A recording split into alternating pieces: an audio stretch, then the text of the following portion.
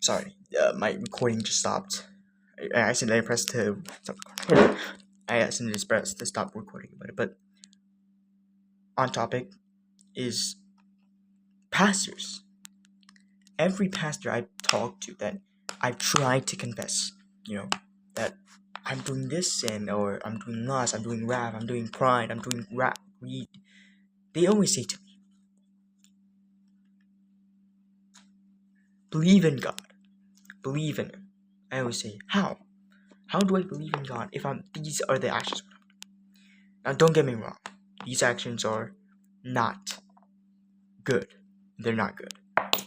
But I I can't stop doing that. That's the problem. I cannot.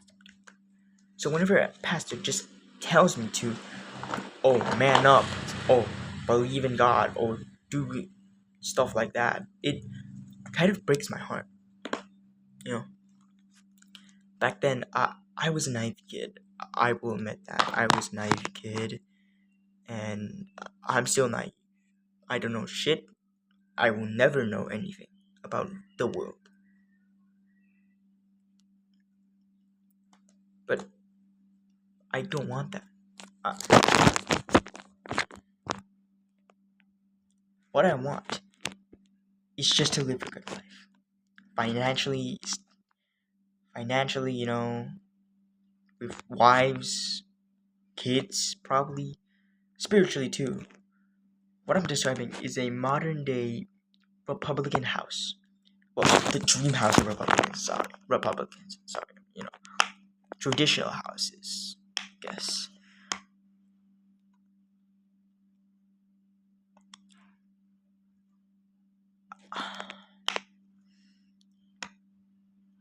I've grown up so much.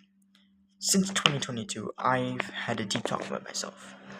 Well, no, multiple. What is the meaning of life? But I realize these are not deep talks. These are just questions that will remain unanswered, probably for the rest of their life. Only when Jesus comes will He reveal these titles, these questions answered. Back on topic, and that's what I really hate about pastors like that just say, "Go believe Jesus." Right? I have a pastor in my church, local church, that is really supportive. She's also a girl. Okay, she's flat. Okay, she's flat, to be honest, but she's really nice. She's so nice. And this is the thing I realize. Pastors like her are rare. Because none of them are, even if they're young, they can't relate to the Gen Zers. They can only relate to young millennials or Gen Zs. And that's the problem. If they can't relate to the young generation, the Gen Zs, like me, we will ultimately reject them. We will ultimately reject them. And I think this is the problem. People, I've seen a video, youth groupification of the church.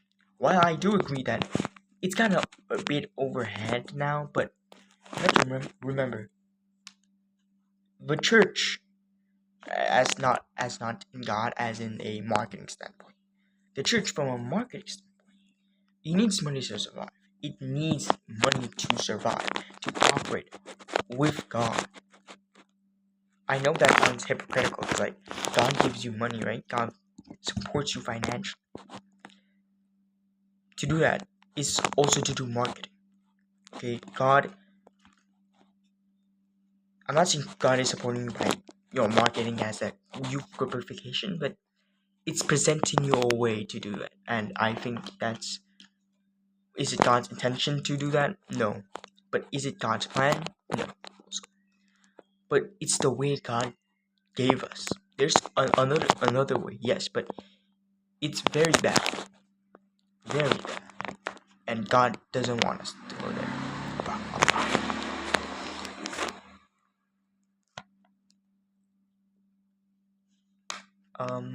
That's it. Really, it's just an update, really.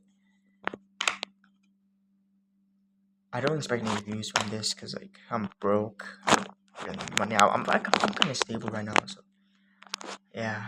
Except my Wi-Fi keeps dying, bro. Like damn. That's it, YouTube. You know, am I gonna post another video? Probably when I'm like 40 years old. Then I'll post another video. I can't edit at all. So, but anyways, that's all for me.